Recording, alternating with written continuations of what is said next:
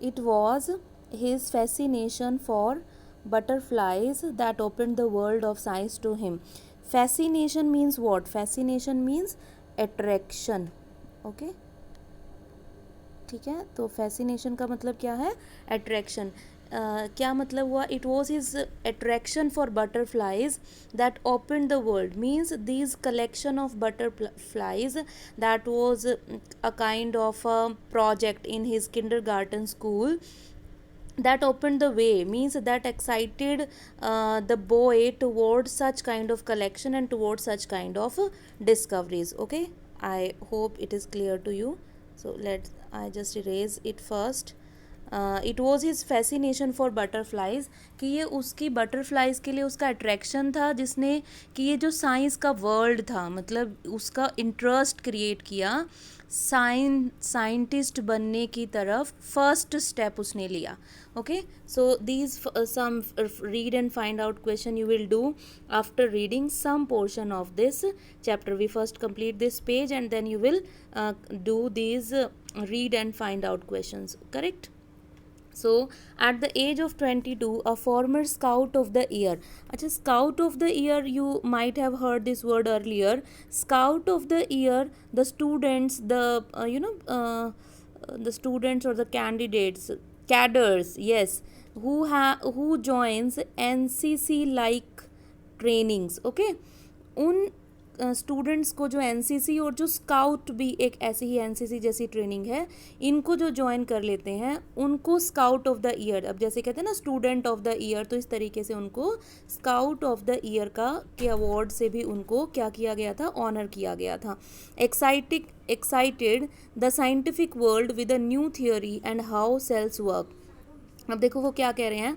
Eight the age of 22, a former scout of the year. अभी उसकी as कितनी थी? 22. और जिनको पहले क्या मिल चुका था? फॉर्मर मतलब प्रीवियस, ठीक है, earlier. Scout of the year excited the scientific world, पूरा का पूरा जो साइंटिफिक वर्ल्ड है उन्होंने एक नई थियोरी से एक्साइट कर दिया, with a new theory on how cells work. अच्छा, सेल क्या होते हैं? सेल आपको मालूम होगा कि हमारा जो सबसे स्मॉलेस्ट ऑर्गेनिज्म है हमारी बॉडी का, दैट इज कॉल्ड सेल. तो सेल वो क्या कहते हैं कि हमारे जो सेल्स हैं वो कैसे वर्क करते हैं, correct? So I think this first sentence is clear. At the age of 22, a former scout of the year excited the scientific world. कैसे उसने पूरे साइंटिफिक वर्ल्ड को, मतलब साइंटिस्ट्स को, ठीक है, जो ऑलरेडी इस फील्ड में है, उन सब को किस तरीके से वॉन्डर कर दिया विद अ न्यू थियोरी, एक नई थियोरी के साथ. और वो नई थियोरी कैसे थी? On how cells work. Richard H Ebright and his college roommate. Actually एक तो रिचर्ड एच एब्राइट और इनके क्या थे? कॉलेज के एक रूममेट थे, ठीक है. इन दोनों ने explain the theory in an article, एक आर्टिकल में एक थियोरी को एक्सप्लेन किया. और ये वो जर्नल था जिसमें इनका ये आर्टिकल पब्लिश हुआ. इस जर्नल को शॉर्ट फॉर्म में कहते हैं PNAS, PNAS, correct? Okay, and this journal was a very, and still it is very famous, and it is very reputed kind of journal in the field of science discoveries and inventions. Okay, in an article in the Proceedings of the National Academy of Science. Okay, yes, theory in an article. तो इन दोनों ने इस journal में अपना theory को दिया और explain किया इस थियोरी को इस जर्नल में, ठीक है. Richard H Ebright and his college roommate explain the theory in an article, एक आर्टिकल की फॉर्म में, in the proceedings of the national academy of science. It was the first time his important scientific journal had ever published the work of college student. अच्छा देखो इसका क्या मतलब है कि ये इतना फेमस था, ये इतना रेप्यूटेड था ये जर्नल, कि पहले इसमें हमेशा ही बहुत ही रेप्यूटेड साइंटिस्ट के जो आर्टिकल्स थे वो पब्लिश होते थे. लेकिन but this was at the very first time that a college student got published his article in this journal. In sports, that would be like making a big leagues.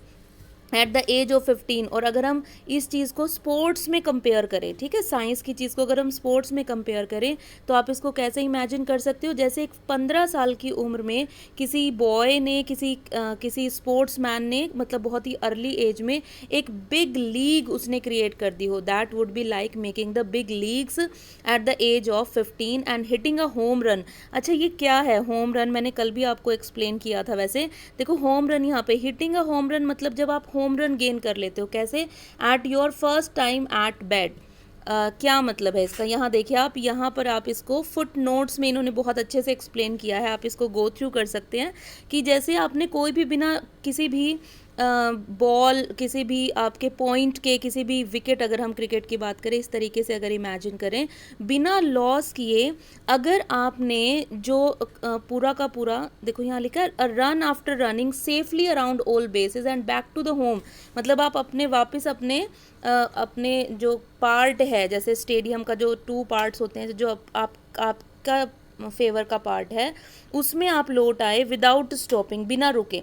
A ball hit out of the playing field is also called a home run.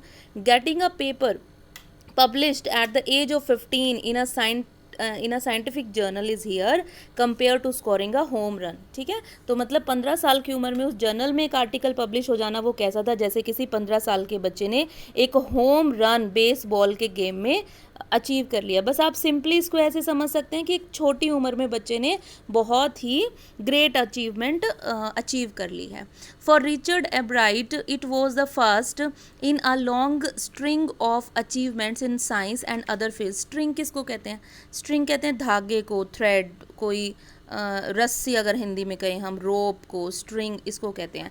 तो यहाँ पर एक long string मतलब एक जो लंबी कड़ी थी, ठीक है, एक लंबी जो लड़ी आप कह सकते हैं अचीवमेंट्स की in science and other fairs, उसका फर्स्ट स्टेप था। And it all started with butterflies. और देखो ये एक बहुत इमेजिनेबल चीज़ है यहाँ पर कि कैसे ये सभी चीज़ें कहाँ से स्टार्ट हुई? बटरफ्लाइज से। okay, so this I also shared in my earlier video if you have seen that। an only child का मतलब क्या है? Richard एब्राइट was the only means single child of his parents, correct? So an only child, Ebright grew up north of Reading is the name of a place, okay, एक county का नाम है। और ये काउंटी मतलब टाउन।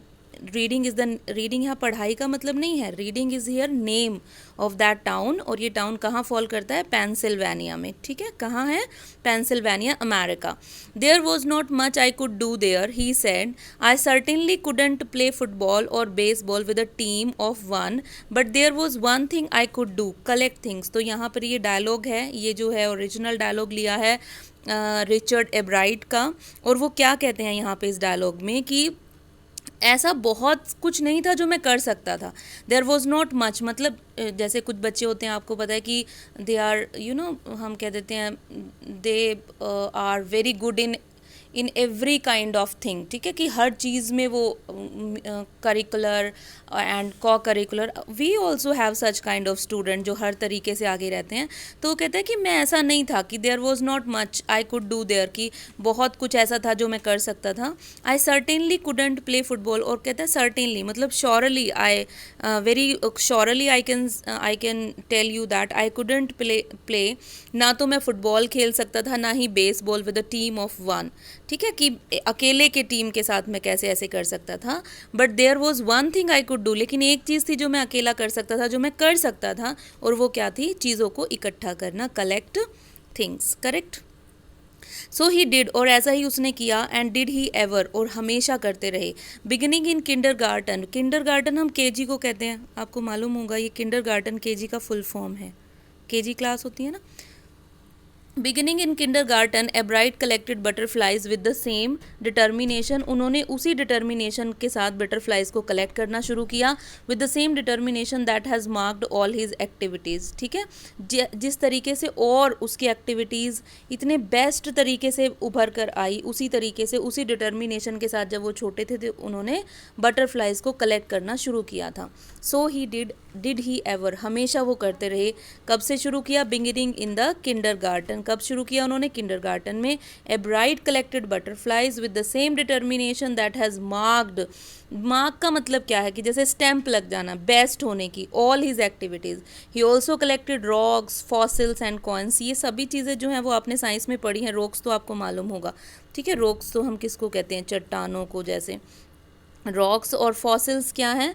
जो बहुत ही with a very large span of time, जो कुछ इस तरीके के रिमेन्स मिलते हैं हमारी अर्थ में, उसको हम फॉसिल्स कहते हैं.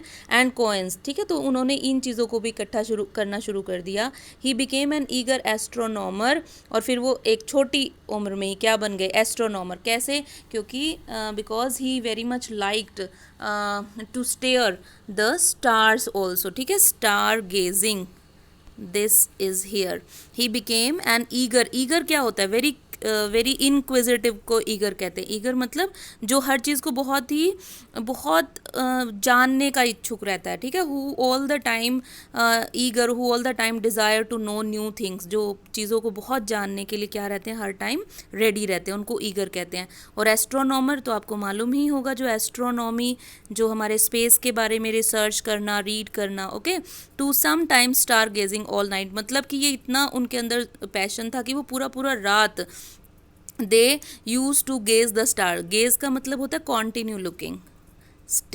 गेजिंग मतलब continue looking. I write over here. Yes,